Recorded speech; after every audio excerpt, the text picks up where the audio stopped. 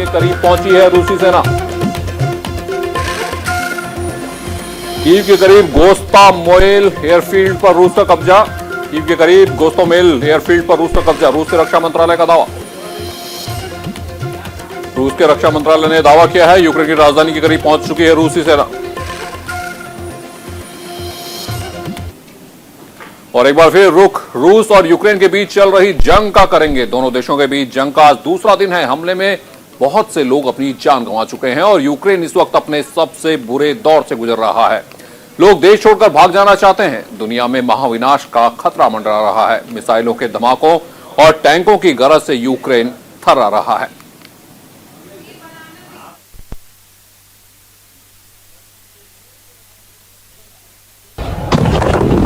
Ебать, видели?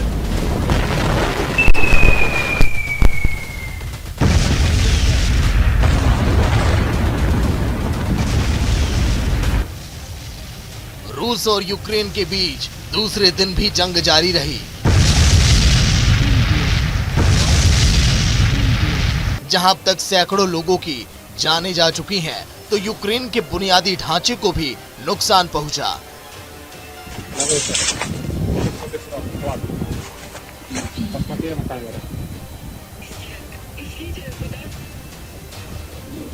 रूसी सैनिक यूक्रेन की राजधानी कीव समेत कई शहरों में घुस गए। लोग रात भर घरों, अंडरग्राउंड शेल्टर में छिपे रहे। खाने पीने से लेकर रोजाना की जरूरत की चीजों की भी कमी हो रही है। रूसी हमले में अब तक 137 यूक्रेनी मारे गए। रूस ने यूक्रेन पर 160 मिसाइलें दागी।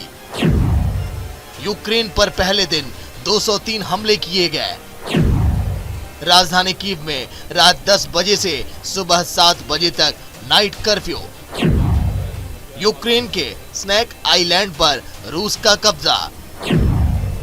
रूसी सेनाओं ने चेर्नोबिल न्यूक्लियर प्लांट पर किया कब्जा। कीव के नजदीक यूक्रेनी एयरबेस पर भी अब रूस का कब्जा। रूस की राजधानी मॉस्को में हजारों रूसी नागरिकों का प्रदर्शन। 1700 लोगों को किया गया गिरफ्तार।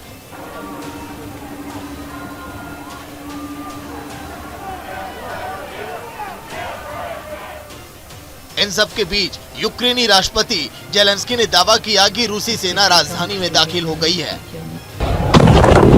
जिन्हें रोकने के लिए यूक्रेनी सेना ने 3 पुल उड़ा दिए। जेलेंस्की ने आशंका जताई कि अगले 96 घंटों में कीव पर रूस का कब्जा हो जाएगा कि वे इस जंग के खिलाफ प्रदर्शन करें। यूक्रेन के राष्ट्रपति ने कहा, कीव में रूसियों का समूह तोड़फोड़ कर रहा है।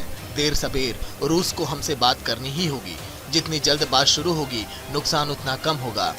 रूस यूक्रेन सीमा पर शुरू हुआ विवाद महाविनाश का रूप ले चुका है। दोनों देशों के बीच तनाव काफी बढ़ गया है। वहीं 316 जख्मी हैं। रूस के हमले के बीच यूक्रेन ने भारत से अपील की है कि वो इस संघर्ष को रोकने में अपनी भूमिका अदा करें। हालांकि अभी तक भारत की तरफ से जारी किए गए बयानों में रूस के हमले का जिक्र नहीं किया गया और न ही उसके किसी कदम की आलोचना की गई। रूस यूक्रेन की लड़ाई अब गंभीर होती जा रही है। सुपर पावर के जाल में फंसा यूक्रेन इस वक्त सबसे बुरे दौर से गुजर रहा है। ज्यादा से ज्यादा लोग अपने परिवार और करीबी की जान बचाकर भाग जाना चाहते हैं और राष्ट्रपति लोगों से कीव में रहने वाले नागरिकों को सतर्क रहने की अपील कर रहे हैं। Bureau report, news India.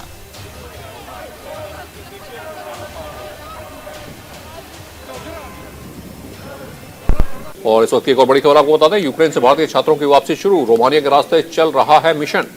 तो लगातार ये वापसी के लिए कवायद की जा रही है। यूक्रेन से भारतीय छात्रों की वापसी शुरू हो चुकी है। यूक्रेन से भारतीय छात्रों की वापसी शुरू। रोमानिया के रास्ते चल रहा है मिशन।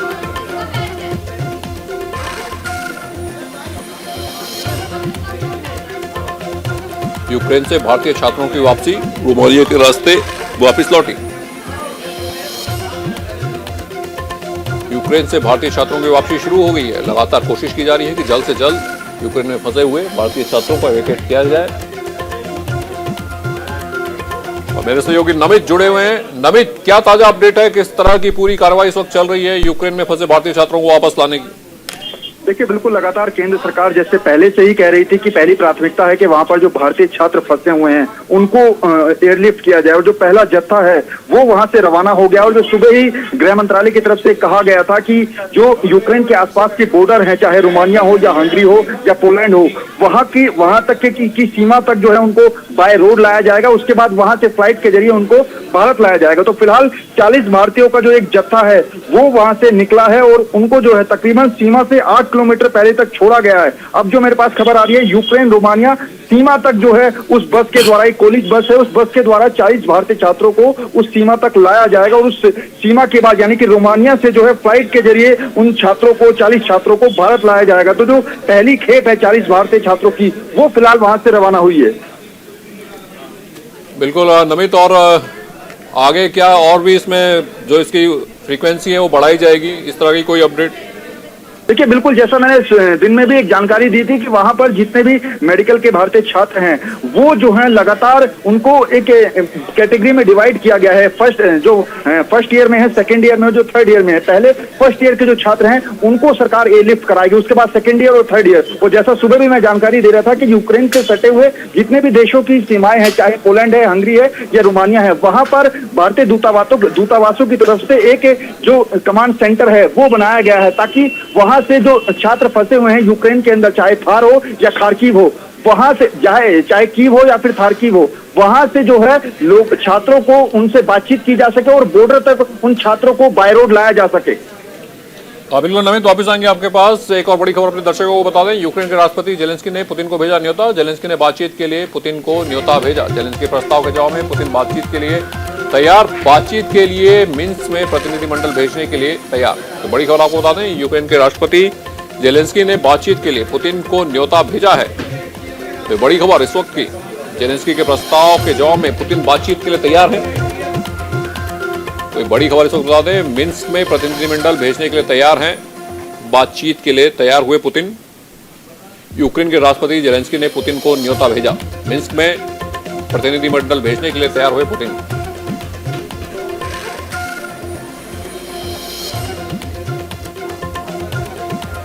तो देखिए नवीद, ये बड़ी खबर इस वक्त यहाँ पर आ रही है। बातचीत का न्योता भेजा है जेलेंस्की ने और मिन्स्क में प्रतिनिधिमंडल भेजने के लिए पुतिन भी तैयार हुए हैं। बिल्कुल, यहाँ पर लगातार जो गतिविधियां हैं वो बढ़ती जा रही हैं। और मेरे साथ खुद वो शख्स मौजूद हैं जो छात्र जो कि कुछ दिन पहले यानी कि 23 तारीख को यूक्रेन से वापस लौटे हैं। बातचीत करूंगा मैं, वो मेरे साथ खुद खड़े हुए हैं। रमन, क्या नाम है आपका? मेरा नाम उत्कर्ष राय है। उत्कर्ष, आप यूक्रेन से कब लौटे हैं? सर 23 तारीख को मैं आया, सुबह 10 बजे मेरी फ्लाइट थी, यहाँ पे जल्दी पहुंची। ओके, उस वक्त वहाँ पर क्या हालात हैं? क्योंकि अभी तो आप क्या खार्किव में थे या कीव में थे? मैं खार्किव में था उस टाइम। बिल्कुल चीजें बहुत नॉर्मल थी, लाइक कोई प्रॉब्लम नहीं हो रही थी वहाँ पे। बट उसके बाद अचानक से मैं आया और सोया। अर्ली मॉर्निंग मेरे को जूनियर का कॉल आता है कि भैया यहाँ बॉम्ब गिर गया कीव एयरपोर्ट पे। तो मैं सोचा मजाक कर रहे हैं, बट मैंने न्यूज देखा तो सच में लाइव कीव एयरपोर्ट पे बॉम्ब गिरे थे। और उस टाइम बच्चे ऐसे ऐसे जगहों पे जा चुके थे जहाँ से उनके लिए बहुत मुश्किलें चीज हो गई थी, लाइक सर्वाइव करना मुश्किल हो चुका था। और उसके बाद अभी बंकर में है और बंकर के आसपास भी बॉम्ब गिरे हैं और लाइक लिटरली अभी बहुत टेंस हो चुका है चीजें वहाँ पे। खाने को कुछ नहीं है, लाइक कुछ नहीं मिल रहा है उनको। अभी आपके क्या कोई ऐसे फ्रेंड जिसके साथ आप रहते थे उनसे कोई बातचीत हो रही हो? बिल्कुल हो रही है, सबसे हो रही है। लाइक मेरे सारे जूनियर्स मेरे को जानते हैं और वो बहुत ज्यादा टेंस है। Like I know more than 100 people जो कि वहाँ पे हैं जिनको मैं जानता हूँ। क्या बंकर के नीचे क्या अभी उनको खाने पीने भी कोई व्यवस्था नहीं हो पा रही है? नहीं, अभी कुछ नहीं हो पा रही है। लाइक अभी 2 दिन से तो हो पा रही थी, बट अभी कुछ नहीं हो पा रही है। पानी की स्कैर्सिटी हो रही है, खाना लाने बाहर जा रहा है, बट ये बम कभी भी कहीं भी गिर जाएगा। आप लोग जब खार्किव में थे उस दौरान क्या लग रहा था वहाँ पर जो रूसी सेना थी उस वक्त तो नहीं पहुंची थी? उस टाइम तक सर कुछ ऐसा नहीं लग रहा था, जैसा अभी नॉर्मल दिल्ली की जैसे थी अभी यहाँ की माहौल है, सेम वैसा ही था। बट उस टाइम हमें कोई फीलिंग भी नहीं आ रही थी। हमारी इवन क्लासेस ऑफलाइन चल रहे थे, हमें यूनिवर्सिटी जाना पड़ता था। जिस दिन मैं आया उस दिन भी मेरे को अभी क्लास जाना पड़ा, मेरे एब्सेंट लगा था।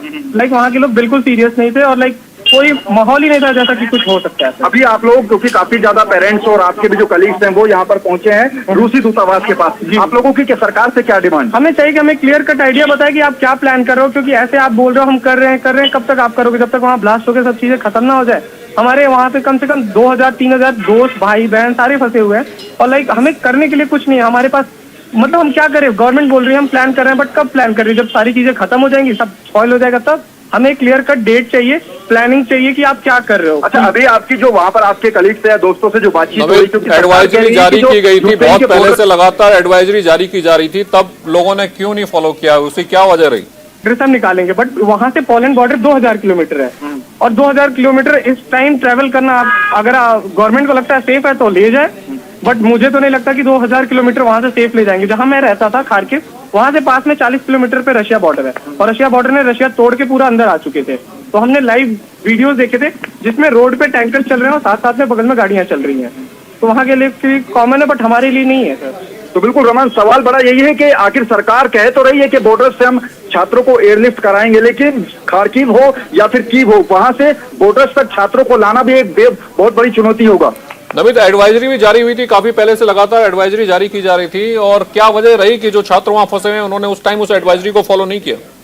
देखिए, मैं थोड़ा सा बातचीत करने का मैं प्रयास करता हूं। उसका ये बताइए कि उस वक्त जब वहां की गवर्नमेंट ने भी और जो दूतावास है उन्होंने भी एडवाइजरी जारी की थी कि हालात बिगड़ने वाले हैं, यहाँ से आप लोग जल्दी से चले जाइए, तो क्या वहां के छात्रों ने उस एडवाइजरी को फॉलो नहीं किया? सर, एडवाइजरी ऐसी कुछ आई थी, लाइक हमें इंडियन एम्बेसी ने बोला था the student who wants to leave they can leave.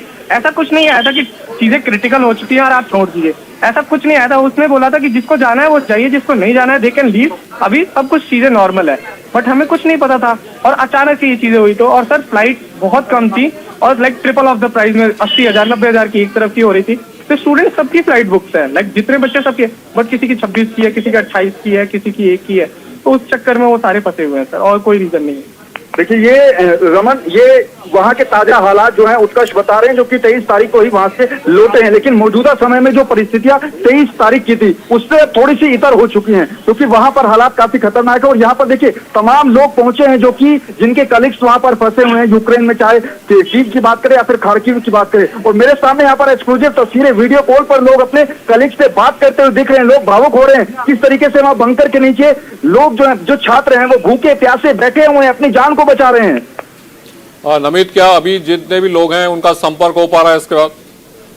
देखिए, बिल्कुल, क्योंकि वहां पर जो बंकर के नीचे छात्र फंसे हुए हैं वो वीडियो कॉल यानी कि व्हाट्सएप पर वीडियो कॉल के जरिए ही यहाँ पर अपने पेरेंट्स से बातचीत कर रहे हैं, अपने कलीग से बातचीत कर रहे हैं। और मेरे सामने अभी तो एक महिला इतनी ज्यादा भावुक हो गई क्योंकि उनकी नमित, इस तमाम जानकारी के लिए आपका बहुत बहुत धन्यवाद। और वक्त तो चला एक छोटे से ब्रेक का, ब्रेक के बाद भी खबरों का सिलसिला चलता रहेगा।